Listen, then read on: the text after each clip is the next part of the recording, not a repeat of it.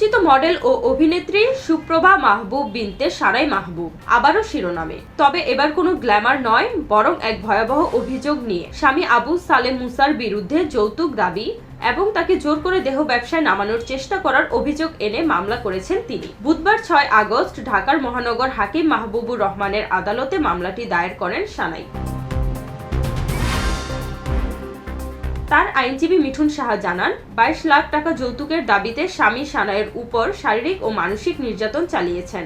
আদালত বাদীর জবানবন্দি গ্রহণ করে আসামিকে আদালতে হাজির হওয়ার জন্য সমন জারি করেছেন। মামলায় বলা হয়, ২০২২ সালের ২৭ মে বিয়ে বন্ধনে আবদ্ধ হন সানাই ও মুসা। বিয়ের সময় সানাইয়ের পরিবার ১৫ ভরি স্বর্ণ ও আসবাবপত্র দেয়। পরে ব্যবসার কথা বলে ১৯ লাখ টাকা দাবি করেন মুসা, যা সানাই নিজের জমানো অর্থ ও বাবার কাছ থেকে এনে দেন। তবে ওই টাকা অপচয় করেন তিনি।